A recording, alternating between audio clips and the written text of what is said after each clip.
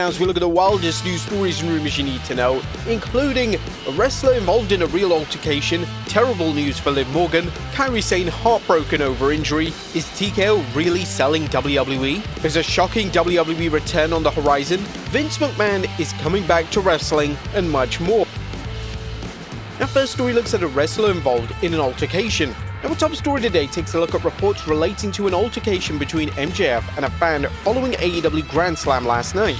During AEW Grand Slam, MJF would rip Mystico's mask off and proceed to wear it in the ultimate act of disrespect. One fan was deeply offended by MJF's actions, and according to Fightful Select, one fan legitimately went after MJF in the hotel after the show. It's still real to some. MJF got a good amount of heat from his angle at AEW Grand Slam Mexico. Sources in AEW claim that the fan went after MJF at the hotel after the show. MJF was said to be okay and laughed the situation off and was proud of it. We broke the news on our AEW Dynamite post-show. We've not heard of any other incidents, but AEW is very happy with how the show turned out. Wrestlers being confronted like this in the modern era is virtually unprecedented. It'll be interesting to see if AEW release any official statement on the incident or even work it into an angle. Next up, terrible news for Liv Morgan. Now, unfortunately, Liv Morgan's injury will require surgery. According to PW Insider, this is the worst case scenario, and this will mean that Morgan will miss a substantial amount of time away from WWE programming. Liv Morgan's separated shoulder will require surgery, PWInsider.com has learned from multiple WWE sources. This is pretty much the worst case scenario from the freak injury this past Monday, as it means she will be out a lengthy amount of time. Morgan was slated to appear at Fanatics Fest this weekend in New York City. Body Slam is also reporting something similar, with them adding that Morgan could be out of action for around 6 months. It's already been reported that WWE have been forced to rip up the planned Evolution card, and if Morgan is indeed on the shelf for 6 months, WWE are going to need to deliver a significant reset of the women's division, particularly on the Raw brand. Naturally, due to the 6-month span, fans on social media are already fantasy booking the idea of Morgan returning at the Royal Rumble, and if this is indeed on WWE's agenda, then she is without a doubt going to be a firm favourite to win the match. But what was really supposed to happen on Raw? Well, now we know more information related to a Raw segment that was cancelled due to Liv Morgan's injury. According to the Wrestling Observer Radio, the original plans were to see Nikki Bella deliver a run-in during the Morgan vs. KAIRI SANE matchup. Nikki Bella was there and she was going to do a run-in in the Liv Morgan-KAIRI SANE match to help set up, this next part of the angle. But they decided for whatever reason, I guess because everything was a panic at that point, and they probably didn't, put her out on a promo because it's like, well, if she's okay, what do you say? So that's why she was not on the show. Even though she'd been advertised all week, she was there. Due to Morgan's injury, the planned feud between Morgan and Bella has been immediately scrapped. It was rumored that Brie Bella would return to team with Nikki, but now with Morgan being out of the picture, it's unclear what the creative plans are moving forward. Fans are now questioning what WWE's plans are for the women's tag titles, as Morgan will be forced to surrender the titles on behalf of the Judgment Day, but it's entirely possible that Roxanne Perez takes her place in the faction and becomes tag team champion by default. Do you think this will be a good plan, or should the WWE just vacate the titles and have, well, you know what Triple H loves, tournaments? Next up, KAIRI SANE heartbroken over injury. Due to a portion of fans directing a ton of hate towards KAIRI SANE for Liv Morgan's injury, SANE has been forced to take to X to issue an official statement. In the statement, she states that the injury to Morgan breaks her heart. One of the most painful things for me is when a match is decided not by wrestling, but because of an injury. I always step into the ring with the deepest respect for my opponent, and I train hard every day to give the audience something they can truly enjoy. Even if it was never intentional, knowing that someone was hurt in a match with me is something I care deeply. It breaks my heart. I hope with all my heart for a full and speedy recovery. I will continue to give my all, hoping to bring excitement, not pain, to the ring. Now hopefully this puts an end to all the hate that is being directed towards SANE. The injury to Morgan evidently wasn't her fault, and the fans need to remember that this is pro wrestling, and freak accidents like this occur all the time. And more often than not, it's not either wrestler's fault, it's just the nature of the profession. Next up, Charlotte Flair and Becky Lynch make amends. Now, the relationship between Charlotte Flair and Becky Lynch has been a complex story. Now, one time the two former best friends weren't on speaking terms, but thankfully that looks to have changed, as according to Flair during a podcast appearance on Games with Names, the two are now on good terms with each other, and Flair would love to work with Lynch again in some capacity. We're cordial. No, we're good. I still think there's some story left there, so I don't think that there's a nail in the coffin yet. The two women have had one of the most celebrated women's feuds of all time back in 2018, and whilst they're both active and full-time on the main roster, there hasn't been a better opportunity to deliver a follow-up to the iconic rivalry. Next up is a shocking WWE return on the horizon. Now, we've learned to say never when it comes to potential pro wrestling returns, and if the latest report from Fightful Select is anything to go by, then Gail Kim will be returning to WWE in some capacity. According to Fightful's report, Kim was backstage at NXT TV this week. A very interesting name was around NXT this week. Fightful Select has learned that wrestling legend Gail Kim was backstage at this week's NXT. We're told that this also isn't the first time she's been there of late. When we asked if she's officially with the company, WWE sources said that she isn't as of this moment.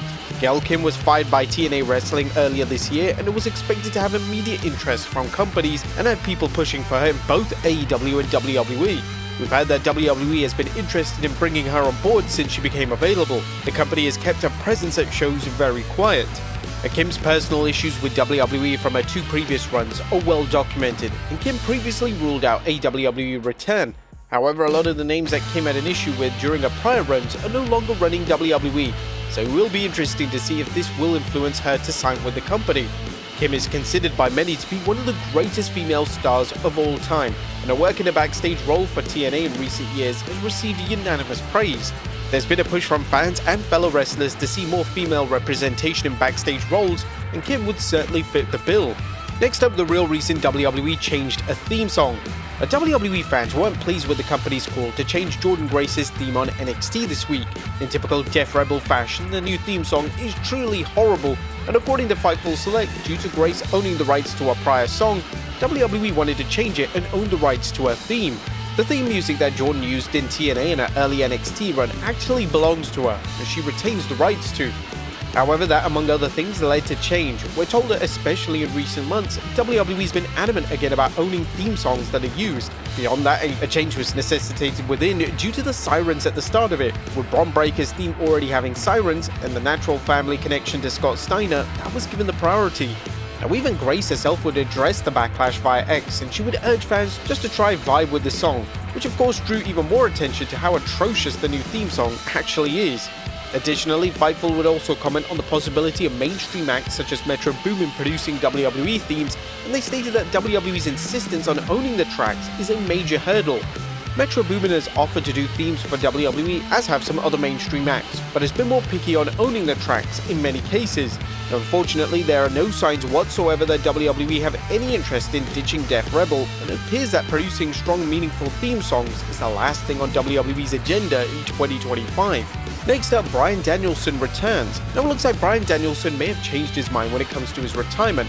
Last night, AEW taped Ring of Honor Global Wars, and Danielson made the save for Blue Panther. Danielson would even get physical during his appearance as he hit a trademark running knee. Now it's unknown if this means that he has agreed to more matches, or this is just a one-time only appearance. Next up, is TKO really selling WWE?